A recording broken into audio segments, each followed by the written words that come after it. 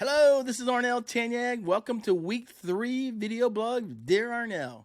It's about a 30-minute blog where we just cover a couple of quick questions that I developed that talks about unique things that I see every day in me being a business coach, a CEPA, Certified Exit Plan Advisor, mental fitness coach, a business trainer.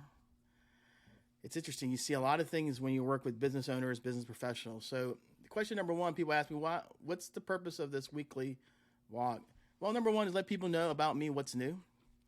So, I think people only know what they don't. It's interesting. They don't know what they don't know, and they remember what they do remember, but doesn't mean they know what you're doing now. So I want to let people know what I'm doing.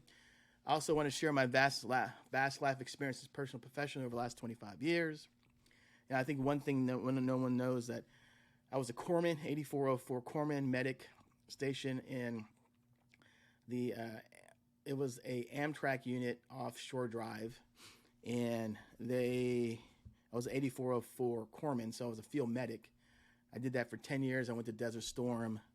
Great experience. I mean, I really just wanted to go to be a 8404, work in a hospital, work in a clinic.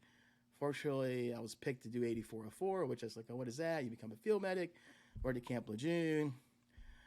Then basically did that training, which if you ever did field medic training, you basically work with the Marines for about 6 to 8 weeks. Then did that on a weekend. I was a weekend warrior, and then got called up to Desert Storm and did it for about 9 months.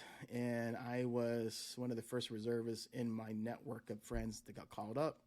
And it was hard on my mom because how often did you get called up to serve your country? It didn't go as bad as I expected, but it was a great experience. I mean, I realized I got seasick. I was on a LPD, one of the oldest LPDs that came out of, I think, San Diego. And we basically went to the West Coast. We went to India. We went to the Philippines. I mean, I think the captain of the ship wanted to do one to go to Australia, but that didn't get approved. But it was a great experience. I mean, I learned a lot about the Marines. I think Marines are amazing. I mean, they're the hardest working, one of the hardest working military men and women. It's amazing. Their belief and their values is just outstanding. So I just want to share that, and then I share some tips, resources, and ideas, and connections, recommendations to help business owners succeed in their professional business life. Because I've seen many things. I mean, I've been doing this for 25 years, and there's some areas I'm really good at, some areas I don't know, but I have an extensive network of organizations I'm part of that I can go and connect with, ask ideas, questions, and make some connections and facilitate, connections with each other. And lastly, I want to be what they call that go-to guy for business networking, business referrals, relationships. People ask, well, why are you that go-to guy for business networking? Well, I mean, I started B&I 25 years ago. I mean, I know the difference when I call it closed loop system, open loop system. I did really well growing B&I, I believe, and I actually knew how to really work it. And then I figured out how to work it. Like my business right now is 100% referrals, and it's really hard. I mean, it's not easy if you're in a business that people have to want it but don't know sure they need it. So you really have to change your process in a sense of develop relationships with people who have influence, who are givers, and so that. And then, I'm also that's my experience of what I know with referrals, being a BNI and doing it for so long. Then growing, scaling exit businesses.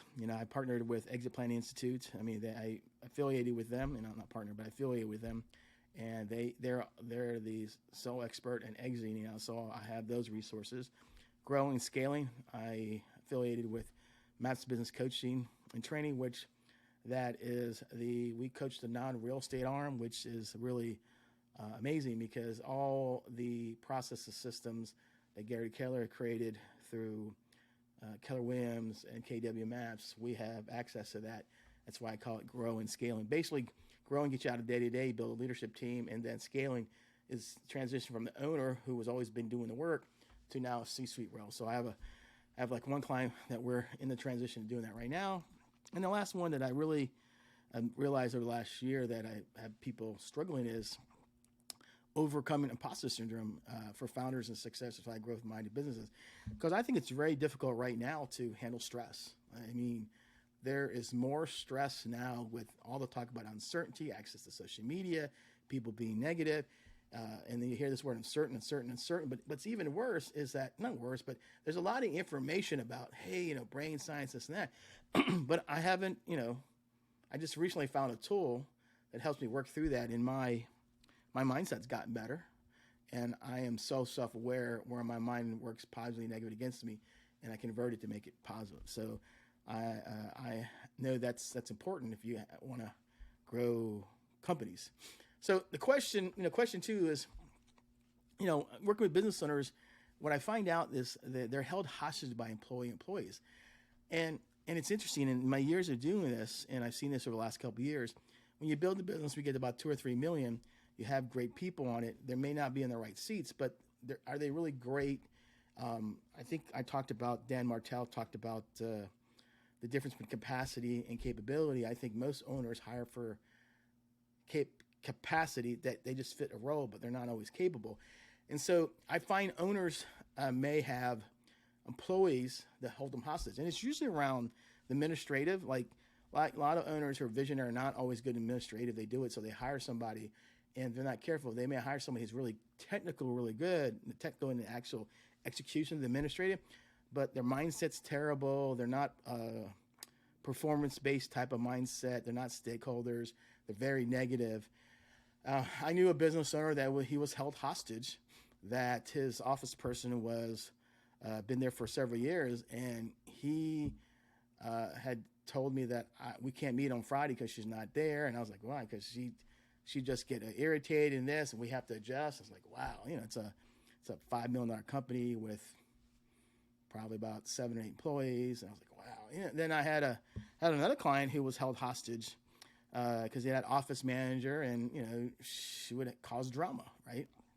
Or had another client where they had a general manager, great, he knew his stuff, but he was a hothead, and he would take it personally, and he would call people out and yell at them, and so that's not helpful. Or I've had people where they're a top sales rep, and they produce really well, but then the challenge is that what happens is that they produce really well, but the challenge is their emotional intelligence isn't good, and they're overcompensating how they feel internally by just doing more sales, and you almost have to tolerate the behavior. And you can't scale or grow a company when you're not looking at the holistic point of view of bringing somebody in who's talented and just filling it in for capacity. So what the challenge is, owners ask me, well, what do you think about these people? I said, well, I had a client who, I said, well, let's go to your office manager, have a fill out process. And system's like, Arnel, I don't want to talk to her. She gets upset. I'm like, you're the owner. What's going on? I don't want to go. I said, then we don't have the right person. Oh, I don't want to talk about that. I don't want to talk. Well, yeah, but we can't grow. We can't grow to get you out of the day-to-day. We can't build a team. And the funny thing, he was telling me, she's the one, but he can't go to her. I said, she's not the one. And the reason owners don't like to admit they hired the wrong person, because they go, who's going to do that work? Oh my God, I don't want to do that work. So I will tolerate that person. I call it lukewarm. They're great some days, they're terrible other days, but I'll tolerate their behavior because somebody's got to do that work. Well, what happens, they hold the business hostage. And that's their blind spot, is that you can't tolerate that type of behavior long term and expect the business to grow. What you end up doing is become status quo. You live in quiet desperation. I mean, there's a lot of owners I've talked to live in quiet desperation because they're trying to outrun their mind, or they accept that it's okay. Some days this employee or employee is good, some days it's not. And what they end up doing, depending on their personality, they'll just clean up the mess or work around them. But that person has a key role in the company, and some days they do good, some days they don't. So it sabotages growth, And then depending on some business owners, their personality, if they're a high S on the DIS and an I mean, if you look up that explanation, they hate conflict, so they won't bring it up. So that's the challenge is, and so owners typically know if somebody fits in the role or not. And then if they don't, are you willing to invest in coach? So one of the things, and the blind spot I think they have is they're not sure when there's two ways you can tackle this. The blind spot is, am I hiring the right person on thinking and behavioral traits for that specific role? And have I mapped out the role, create a 30, 60, 90 plan, a plan for years so that person can develop, not just fit the capacity of the role, but exceed it and move up in the company. So a lot of times, owners, when we coach, they'll go to me and say, hey, I don't know if this is the right person on the role. I say, okay, so what we do, since I'm affiliated with MAPS Business Coaching, right? So that's the company that I basically run my business coaching through. And they're phenomenal. So it's MAPS Business Coaching. They are about growth and scaling, but their secret weapon is hiring, recruit, hire, and train talent. So, and what they do is they have the test called a MAPS personal assessment test. So, for example, if you look at it, you put the name, this and that, and you can request the person to fill out administration, business development, CEO, director of operation, electrician, general manager, insurance office. So you pick one of these and it will tell you, right? They even have sales director, right? Which is amazing. Sales inside, sales outside. So what happens is, and here's the difference between business development. Business development has to go out and build those relationships and maintain it. Sales outside brings the sales in and somebody processes sales. So they're just, the difference is the business development person takes the sales, bring it in, and cultivate. A salesperson just has to go get the next one and pass it on to somebody else. So there's some overlap. But the bottom line, what you find out is MAPS has this test, right? And then you can put your name in it. Like if I was a CEO of a company, I would put my name in it, right? I put CEO and president, and it will tell me on the result where I fit in this role, my strengths and weaknesses. Like I have a potential client, he just took a position at a firm, and he became the CEO or president of a division, and he's literally struggling. And I said to him, he took the test, and he's like, I said, hey, I left a message. I said, I can see why you're struggling in this role, because sometimes the biggest challenge in growing to the next level, become a leader, is being self-aware where you at now, where you need to be. This test right here that MAPS has is phenomenal. So if you are having current people in your role and you want to see if they fit in a role, I would go to this mymapscom.mpa and fill it out. And then what they do, they'll request for you, and then a coach will reach out to you and help you work through that. Now, this is a phenomenal tool, and a lot of the clients I work with use this tool with me, and we have known over a period of time if people fit well or not. If they don't fit well, then the owner has to decide, do I want to coach them? If they do fit well, then the owner then I ask them, okay, do you have a 30, 60, 90-day plan? Do you have a development track? How do we develop them like that? So I have a client right now that I'm working with several of working with the CEO, CFO, and CSO and COO, and they've taken this. In some areas, they're very good, some not. So we're just coaching through this process, because what this does, it gives you the thinking and behavior traits because they fit. It's like this role fits their strengths. So when you're going to how to resolve this, like if you have people on your team right now and you're thinking they're not fitting well, look, reach out to me, or you can go to that, mymaps.com, right? Look for MPA. And so if you go to mymaps.com, or all the way down here, it says request MPA, right? And this pops up and fill it out. And it'll tell you right now. I mean, I have one of my best referral sources, right? She's her name's Dana Gibson. I said, hey, I want you to take this test. So I had her take this MPA test, right? She's one of my best referral sources. And she took the business development, and we sent it back, and it was like high 90s. I said, oh, you know what? I don't know they know that you were the best person for the role.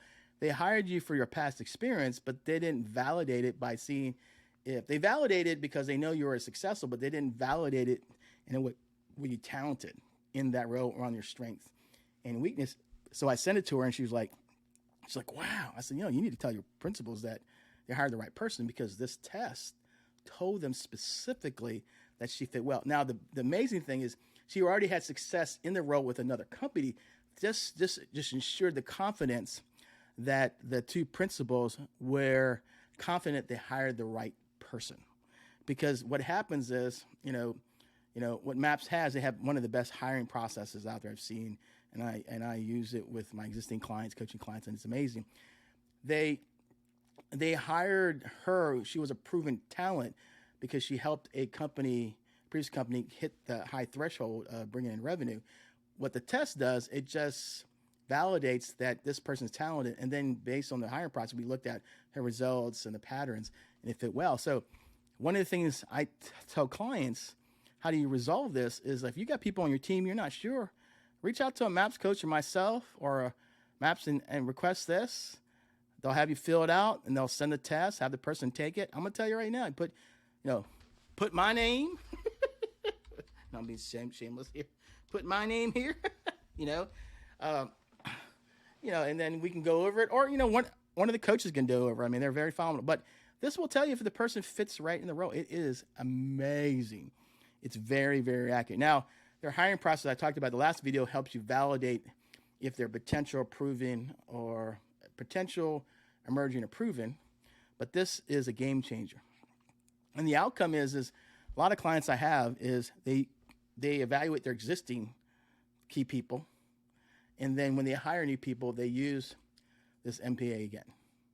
It's a phenomenal tool. And the reason I recommend you use it through us, because you have to have somebody help you validate it, talk about it, help you understand the process, because the tool is only good if you know how to use it. And it's best to go to an expert who uses it all the time in hiring, recruiting, training, developing. That's one of the things that we have, and Maps Business Coach is phenomenal at that. The other thing too is we're talking about, and I like referrals, networking. That's how I built my business.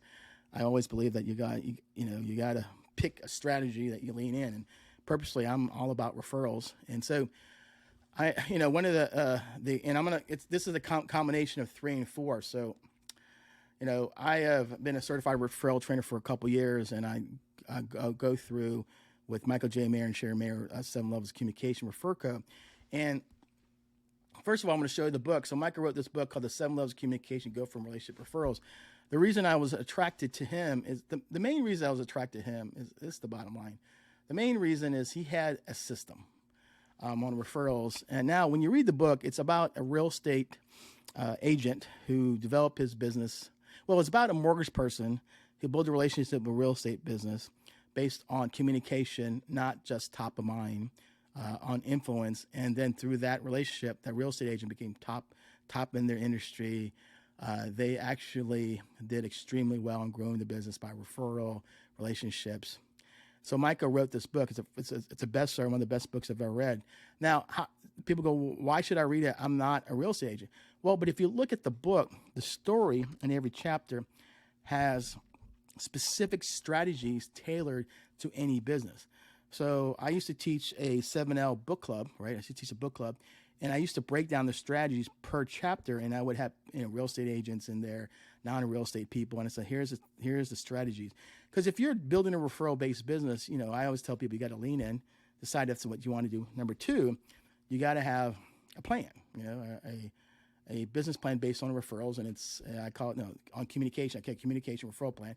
And then number 3, you have to be positive about it, because the biggest challenge in referral-based business, you're dealing with people, and if you don't love people or know how to work your mindset, you'll get very frustrated and you'll call it quits, because it's easier to call strangers 100 times a day and you'll get some leads that way and close, versus really having genuine conversations and find out why people are not referring that stuff. And a lot of it is very few people are proactive to go and give. Most people want to help, but they just don't do it often enough. And occasionally they'll find a referral or they'll get out of their comfort zone. But there are some people that do that. So I recommend that if you really want to grow your referral-based business, read The 7 Levels of Communication by Michael Mayer, but pay attention to the story and the specific strategies, because what it does, and I've read the book multiple times, and I've done book clubs, and what it does, it's very powerful, because what it talks about is the story, how the person developed into a referral machine, how he developed the relationships, and every strategy in there is probably 80% or more is applicable to any business. Now you just have to adjust the strategy, and that's what I've done over the years. Been with Michael, I have adjusted the strategy And I'm still tweaking a little bit here and that. I do have two relationships that send me referrals. Some of them work out, some of them don't. Uh, it's just that's the nature of the business.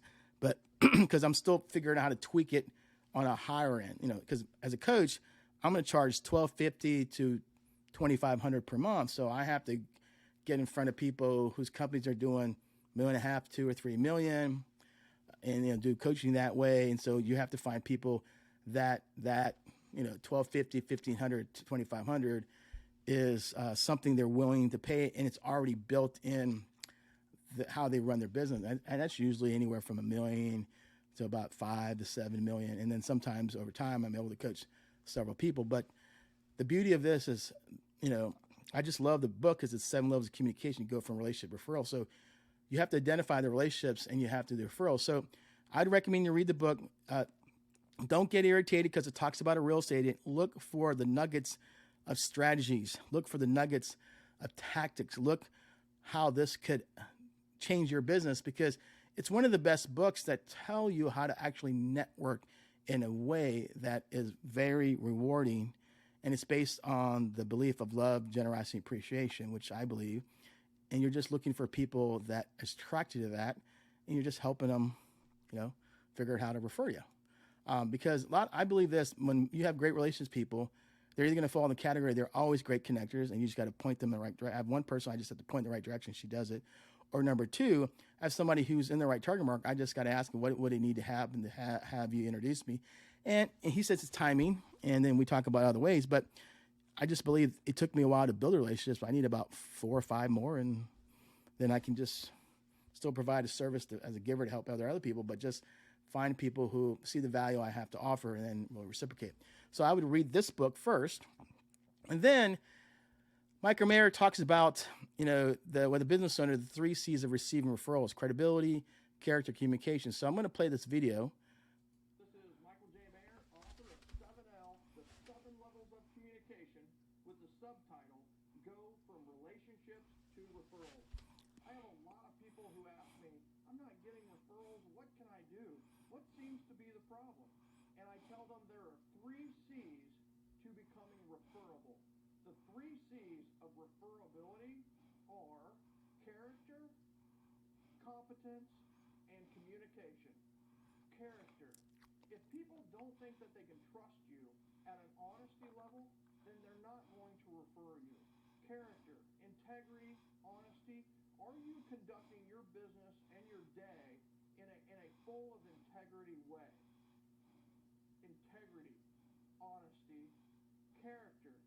Character is number 1. The second C is competence. Competence. And are you good at what you do? And I will tell you that people will refer people who are extremely competent, but maybe aren't all that great of characters. I will give you an example. If you had brain surgery, right? If you had to have brain surgery, who would you go to? Now, I don't wish that on anybody, but who would you go to? Insurance is paying for this. You would go to not just the best in your town, you would go to the best in the world, because you would want the best when it comes to your brain. That's true. And would you care if they're Hispanic? Would you care if they're black? Would you care if they're white? Would you care if they're a woman or a man? You wouldn't care. You would only care about their competence. So you can become an expert in this business and get referrals. But I'll be honest with you, it's going to take character and competence, but it's also going to take a third ingredient. And this is where I feel a lot of people fall short. The third C is for communication. You need to communicate in the proper way to your community, to the people you know, to your clients, to your potential clients, to the clients who have closed and are gone. You need to learn how to communicate with the people in your community. And I will tell you that the number 1 complaint at the National Association of Realtors is not about your integrity or your character. It's not. They thought, all the consumers thought, what, my agent was honest. They did have integrity. That's good stuff. It was not about your competence. The consumer said in the surveys, you know what? They did a good job at their job. They really did.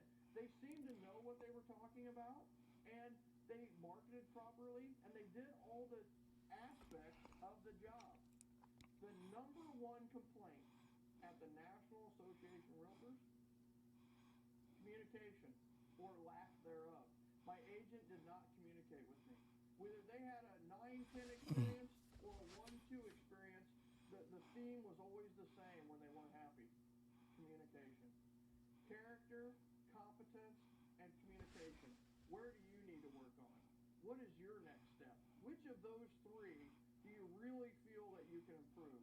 If it's communication, then I encourage you to read 7L, the 7 levels of communication, with the subtitle of Go from Relationships to Referrals. I wrote the book to help you become a better communicator. You can become a master communicator, and quite honestly, that's going to help you no matter what you do. The 3 C's of referability. Thank you for tuning in today. I appreciate it. Yeah, so the thing about Michael who's correct is the 3 C's. It's credibility, character, and communication. And the challenge is I see that as the biggest challenge in getting referrals, because I really believe that even in my business, my blind spot is, people like me. I'm pretty credible. I think I have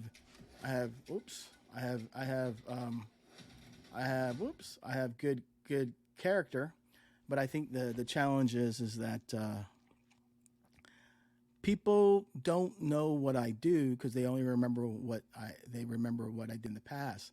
So one of the things I've been doing is really being intentional and purposeful about my communication. Like I sent out messaging, I give out referrals.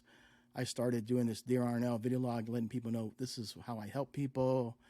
I started meeting with people that I know in the community, and they'll pick my brain a little bit, because sometimes it's not always have to be a coaching prospect. It just might just want to help people. So then I just ask people to share what they learn and all that. So it's really just figuring out the way to best communicate to the right target market on how you help people. And the amazing thing about communication that I really believe where most people are struggling is that it's not top of mind. Top of mind is only part of it. I call that more of a marketing top of mind thing. What communication is all about influencing the right relationships and influencing your community with the right people who can give you the referrals.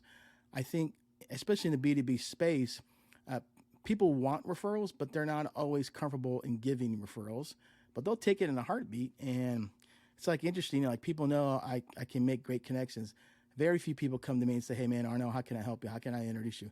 I get that maybe 1 out of 100, very rare. And it's hard. It's very hard to do a referral-based business and feel good about yourself when a lot of times it can be frustrating. But I have a great positive mindset because of positive intelligence, and I realize I'm just looking for the right people who, in the right target market, who see the value I offer. Here's what I can do, and willing to get out of their comfort zone and have the courage to make the introduction. I think they can, because I'm willing to do it. So, but I think why I share this with you, because most people are credible to some extent, character, but they're not very good at communicating that they're looking for business and they're looking for referrals. They're looking to help people in their network. Here's how they can help them. So if you're not communicating either in a sense of, sending emails, news, and not just newsletters, but specific ways to help people, talk about how you help people. And then when you meet with them, talking about here's how I can help you, because I believe it's coaching and training them to understand, seeing opportunities. And then when you get these best relationships, is asking them, I have this term I call favor introduction. Ask them to favorably introduce you to a person, because in the B2B space, if we know our target market, most people generally have a want for our service at some point because there's going to be a problem or concern.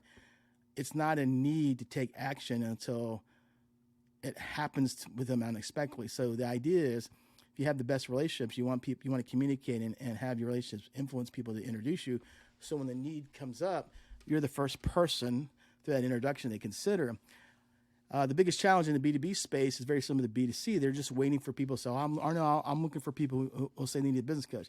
Most people don't need a business coach. That's never going to happen. Very rare. And if they do, it's because they're struggling. They think it's the last option. Business coaches do really well when people are already successful and they want to get to the next level and they want to maintain the success. Or they have had been successful before and they've lost their mojo or their focus, and they don't know what's going on. So and they got a new level, new promotion. They're not sure. They want to hire somebody, or they want to grow, scale, or exit. So the reason I talk about that is because I think the main reason people are struggling right now, that I believe that's the blind spot, is how they're communicating and asking referrals. And just asking for referrals, if you're not careful, puts it more about you. You have to position in a way that tells people that, hey, like, I always tell people I'm a generous giver, appreciate receiver. My goal is to give, 120. My goal is to give 120 referrals a year and get 60 back. Who likes to have that type of relationship? And I post that out there, and I'm meeting people and teaching them how to introduce me. Some people want to, this and that, but I put it out there so they know I'm a referral giver. I even had people call me out, hey, I'll talk to you about this. Sometimes it works, does, sometimes it doesn't, but it in a way that I don't always get the right people, but it does create the consistent message of that I am a giver, a generous giver, appreciate receiver. And I just want to be able to find people who will see my value, and I'll bring value to them. In return, they will introduce me. And I know for me, I have to work on the communication. So when you're thinking about referrals and you really lean in and you want to really do this, is not only read 7L, the next thing which you really want to do is how are you communicating about referrals?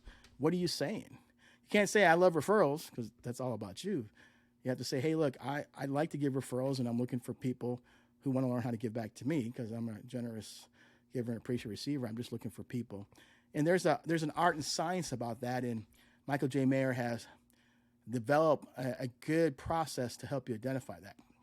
And then lastly, here's the quote of the day, and I love this. This is the Rainmaker Affirmation by Michael J. Mayer. So it says, every day someone in my city needs my services. My job today is find that person. Internalize this, and you think like a top producer. Again, this was a affirmation. We call it the Rainmaker Affirmation by Michael J. Mayer. So, you get up in the morning, you say this. And what I would do, I would add this in my heart. I would say, in my heart, every day, someone in my city needs my services. My job today is to find that person, internalize this, and you think like a top producer. So I would say in my heart, because I said what's in your heart is what you focus on. Someone in the city needs my service. My job today is find that person, internalize this, and you think like a top producer. You actually build your mind and your heart to produce. So the call to action, look, if you know any help, if you need any help with your business, please let me know by commenting below or sending a DM. I'll see if we can help you. Look, people are like, hey, Arnel, you do a lot. I said, well, look, yeah, I'm exposed a lot, but I don't have to do everything. I have enough people in my network. I'll pass on the introduction somebody can do better, and then I will work with people that is a synergy. Or sometimes I sat down with a business development person of the heat and air conditioning company. She wanted to talk about culture, and I just sat down for a couple hours, talked to her, and we just talked about all this information. She was like really very appreciative of it, and she didn't charge my time. It was just fun to talk about her business and what's going on, her role. And I've known her for a couple years, and she's phenomenal. So it's just to help, So just let me know. And then I want to thank you for listening and watching this episode of Vlog of D. Arnel. We appreciate you. I know it went a little longer, and I didn't do it at 11. But better to get it out than not get it out. And I appreciate you and look forward to see you at the next episode that we'll share. Thanks.